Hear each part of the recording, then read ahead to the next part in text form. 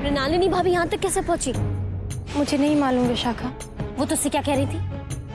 उन्होंने कहा था कि पासी में कुछ काम करके आएंगी और हमें लेकर जाएगी, इसलिए उनके लौटने से पहले। तू मुझे लेने चली आई। उफ राधिका, तू इतनी बड़ी बेवकूफ कैसे हो सकती है?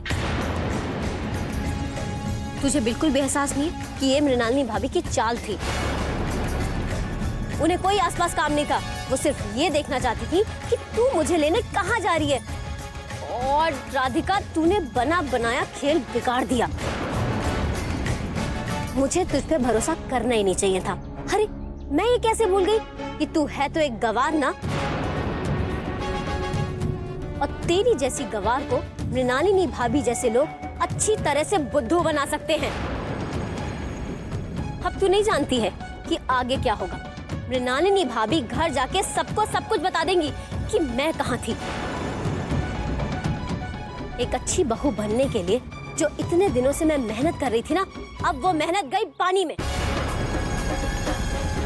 अगर घर वालों को पता चल गया कि मैं उनकी छोटी बहू हीरोइन बनने के सपने देख रही हूँ ना, तो सब मिलकर मुझे घर से बाहर निकाल देंगे, वो भी सिर्फ तुम्हारे कारण।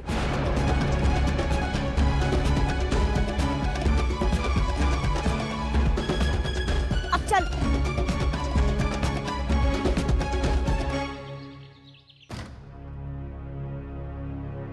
चल जल्दी चल।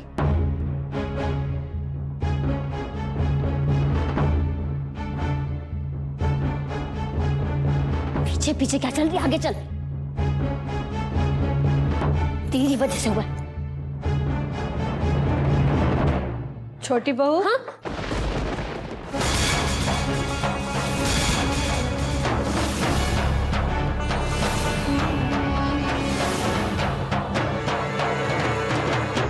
जी, बड़ी देर कर दी, कहाँ रह गई थी?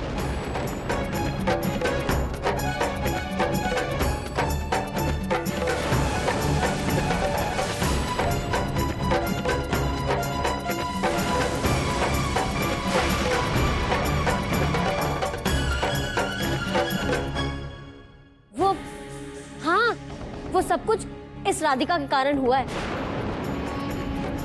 मैंने इसको इतना समझाने की कोशिश की, पर ये है कि कुछ समझती ही नहीं है। बेटा, कोई गलती नहीं हुई। शाम हो रही थी और तुम्हें अकेले आना था, इसीलिए चिंता हो रही थी। बस थोड़ा परेशान हो गई मैं। पर आप परेशान तो हुई ना। मुझे बिल्कुल अच्छा नहीं लगता कि आप मेरी वजह से परेशान हो। मैंने इसे समझाया था कि घर पे लोग इंतजार कर रहे होंगे, पर ये तो किसी की सुनती ही नहीं है। बस एक बार पूजा करने बैठी तो बैठी ही रह जाती है। राधिका, तुम्हें दूसरों के बारे में सोचना चाहिए था, समझी? पर इसे किसी की फिक्र है ही कहाँ। कोई इंतजार करता है तो करता रहे। कान खोल के सुन लो तुम राधिका, अगर तुम्हारी वजह से मेरे घर वाले परेशान हुए तो मुझसे बुरा कोई नहीं होगा। बस करो विशाखा।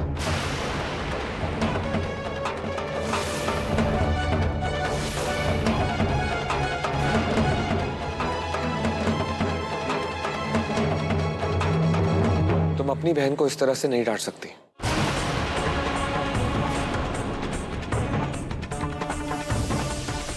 वो तुम्हारे साथ इसलिए गई थी क्योंकि तुमने मन्नत मांगी थी।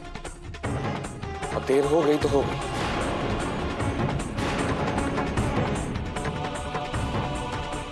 जब कोई तुम्हें कुछ नहीं कह रहा है तो तुम क्यों उसे बातें सुना रही? विशाखा मुझसे सिर्फ इसलिए कह रही है क्योंकि उसे देरी हो गई थी और वो बहुत परेशान हो गई थी। आप विशाखा को कुछ मत कहिए।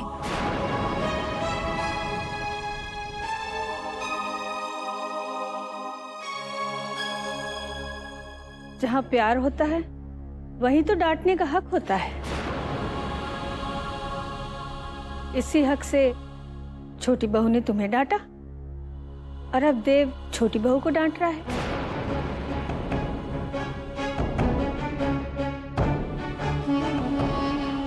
इस बात को यहीं खत्म करो जिस बात के लिए मैं इंतजार कर रही थी छोटी बहू का, वो तो आधे में ही रह गई।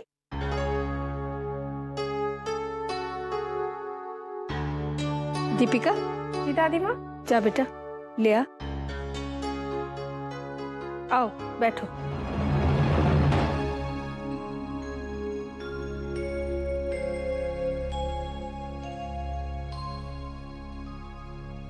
ये तुम्हारे लिए।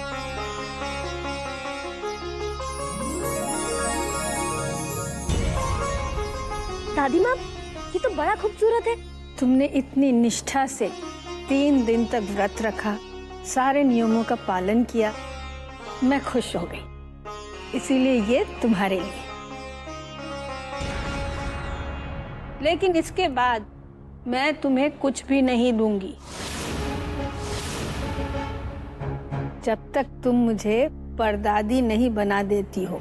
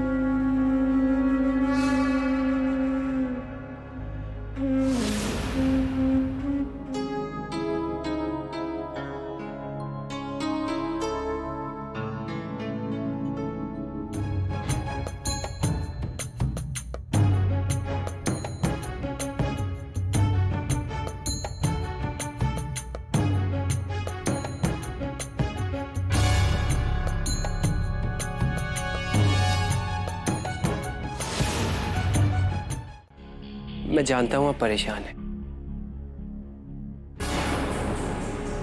मैं ये भी जानता हूं कि आप परेशान क्यों हैं।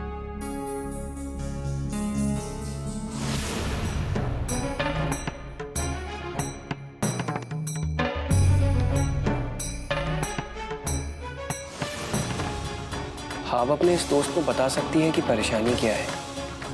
हम सबकी परेशानी की बस एक ही वजह होती है, जो हम सोचते हैं वैसा नहीं होता। चाहते हैं कि भला हो जाए, लेकिन बुरा ही होता है। बस इतनी सी बात है। तो फिर आप ऐसे सोचिए ना कि अगर बुरा हो रहा है तो किसी ना किसी का भला भी होने वाला होगा, क्योंकि जो भी होता है वो सब इनकी मर्जी से हो रहा है ना?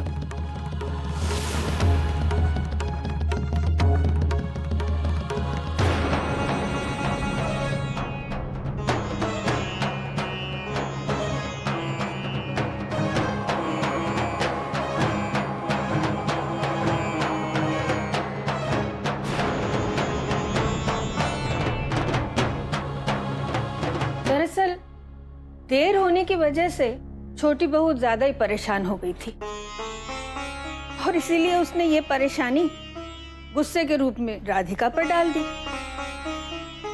लेकिन बेटा, तुझे भी छोटी बहू के साथ इस तरह ऊंची आवाज में बात नहीं करनी चाहिए थी। बेटा, दोनों बहनें हैं, उम्र में भी ज्यादा अंतर नहीं होगा। आ बैठ। तुझे शायद ये सब बहुत अजीब लग रहा होगा ना, क्योंकि विवेक ने कभी तुझसे इस तरह से बात नहीं की होगी। विवेक और तुझ में 9 साल का अंतर है और विवेक ने हमेशा तेरा ख्याल बच्चों जैसा रखा है। राधिका को ज्यादा बुरा इसलिए लगा होगा कि विशाखा ने उसे सबके सामने डांट दिया, लेकिन राधिका समझदार है और फिर केशव भी तो उससे बात कर रहा है। अब तक राधिका के जीवन में जो एक दोस्त की, मित्र की कमी थी, केशव के आने से वो पूरी हो जाएगी। कहने को तो उसने कान्हा को जीवन साथी मान लिया है, ऐसे थोड़ी न जिया जाता है। हर इंसान को एक साथी की जरूरत होती है, जिससे वो सुख दुख की दो बातें कर सके, अपना मन का बोझ हल्का कर सके, जिसके कंधे पर सर रख के दो आंसू बहा सके। लेकिन हमारी राधिका के पास तो ऐसा कोई भी नहीं है।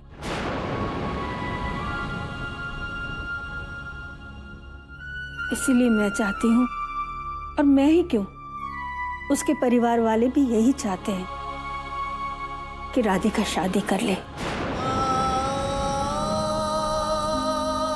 कान्हा की भक्त तो वो हमेशा रहेगी, लेकिन भक्ति में डूबकर संसार को भूल जाना, ये तो ठीक बात नहीं हुई ना। भगवान करे उसका भी घर बस जाए, उसका भी अपना संसार हो।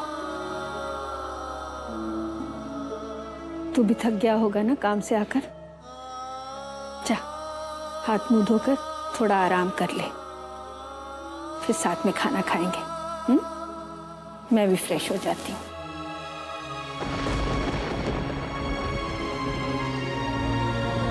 कागज के निकले सारे पल चाहत के। ये मृणालिनी भाभी कहाँ चली गई हैं? सारे घर में तो ढूंढ लिया उनको मैंने। जरूर उनके दिमाग में कुछ चल रहा होगा, तभी तो घर वालों को बताया नहीं कि मैं कहाँ गई हुई थी। जरूर कोई गहरी चाल चलने की सोच रही होंगी वो। पता नहीं, मेरा तो दिमाग ही काम नहीं कर रहा। विशाखा, क्यों बेकार में अपने दिमाग पर जोर डाल रही है?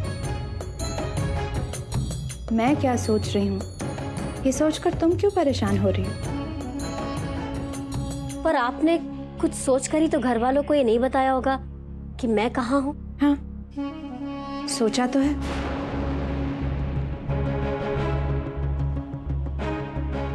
कि आखिर क्यों तुमने मुझे अपना दुश्मन मान रखा है? क्यों मेरी देवरानी होते हुए तुमने मुझे यूं पराया बना के रखा हुआ? देखो विशाखा, हम दोनों एक ही कश्ती में सवार हैं। इस घर में आने से पहले मेरे भी कुछ अरमान थे, जो शादी के बाद खत्म हो गए। इसलिए जब भी मैं तुम्हें देखती हूँ, मुझे अपने वही दिन याद आ जाते हैं जब मेरे भी कुछ सपने थे। मैं भी अपना एक करियर बनाना चाहती थी। नहीं नहीं, करियर वगैरह मुझे नहीं बनाना है। वो तो बस लाइफ में कुछ नया हो, इसलिए मैं वो। क्यों खुद को रोक रही हो विशाखा? क्यों खुद को रोक रही हो? क्यों वही गलती कर रही हो जो मैंने की थी? इस घर में तुम सिर्फ बहू बनकर रह जाओगे।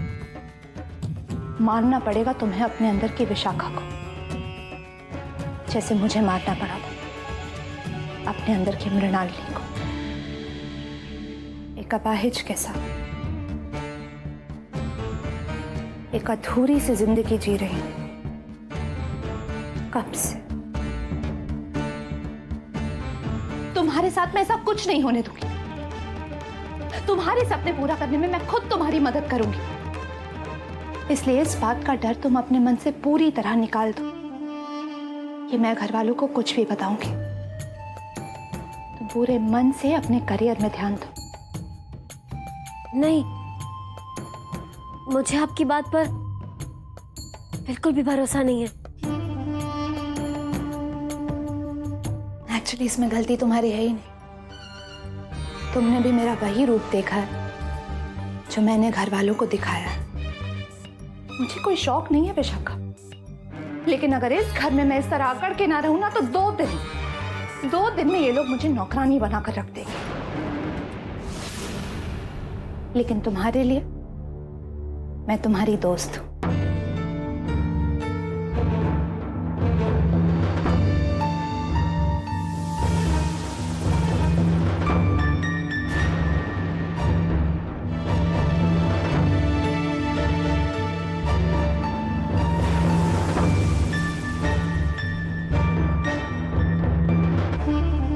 कोई बात नहीं, तुम्हें भी सोचने के लिए वक्त चाहिए होगा। तुम आराम से सोच लो। मेरे इस दोस्ती के ऑफर की कोई टाइम लिमिट नहीं। एंड या ठीक है।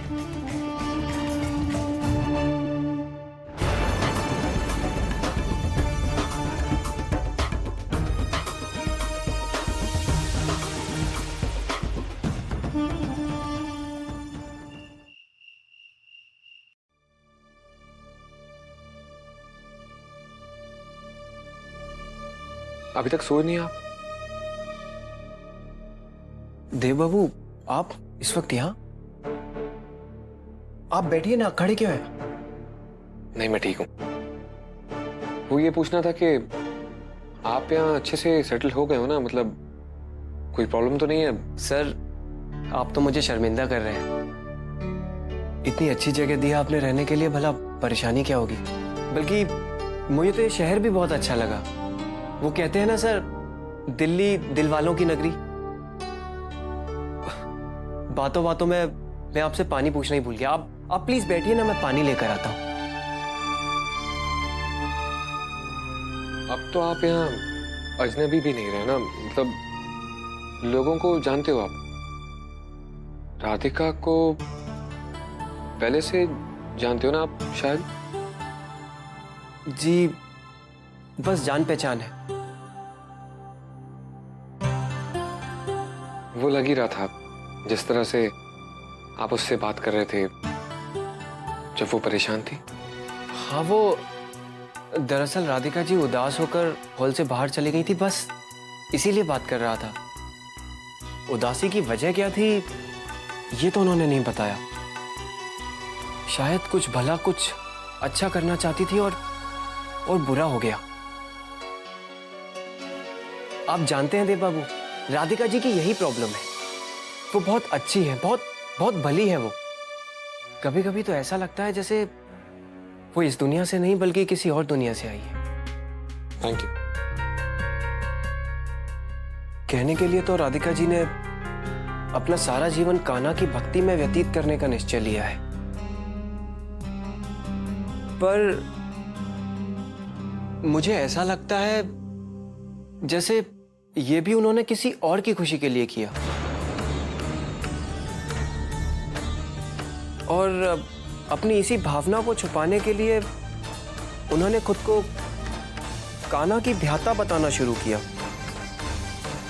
और अपनी मांग में उन्होंने कान्हा के नाम का सिंदूर भी शायद इसीलिए लगाया ताकि वो सच्चाई से भाग सके।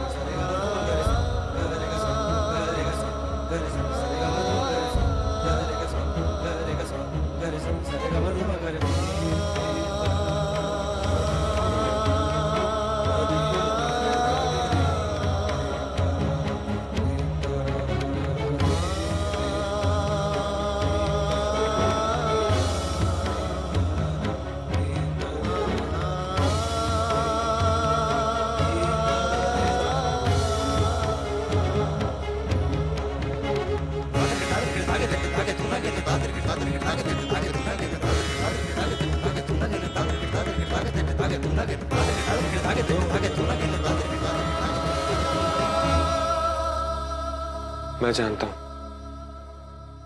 मुझे यहां नहीं आना चाहिए था। मैंने बहुत कोशिश की पर रुक नहीं पाया। मैं जानना चाहता हूं कि तुम कैसी हो। विशाखा ने जिस तरह से तुमसे बात की मुझे बुरा लगा। उसे ऐसा नहीं करना चाहिए था। उसकी तरफ से मैं माफी मांगता हूँ। मुझे बुरा नहीं लगा।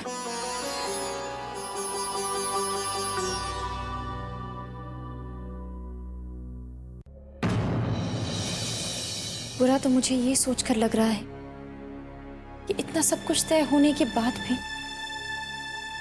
आप इस समय यहाँ खड़े हैं। कृपया करके यहाँ से चले जाइए। आपको इस समय यहाँ नहीं, अपनी पत्नी के साथ होना चाहिए।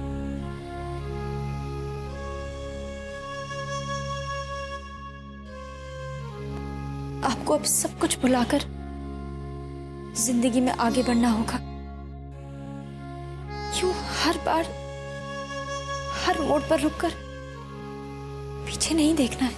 क्या तुम सब कुछ भुलाकर अपनी आगे की जिंदगी के बारे में सोच रही हो?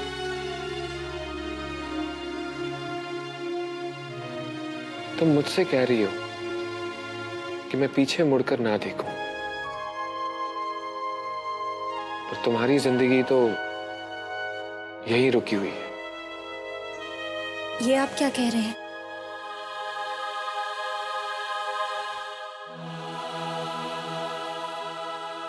मैं तुम्हारे सिंदूर की बात कर रहा हूं राधिका।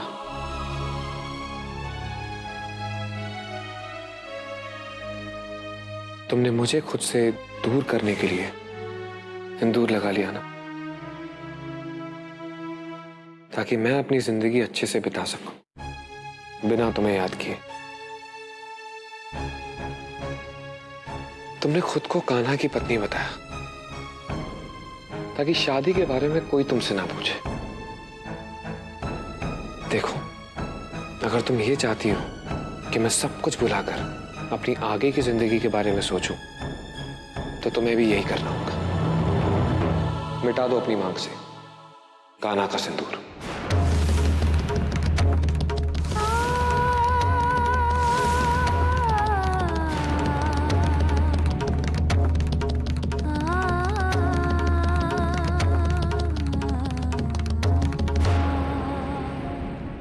अगर तुम्हें यह लगता है कि मेरे लिए आसान होगा, तो तुम्हें भी यह साबित करना होगा। और सबसे पहले तुम्हें अपनी मांग से ये कान्हा का सिंदूर मिटाना होगा।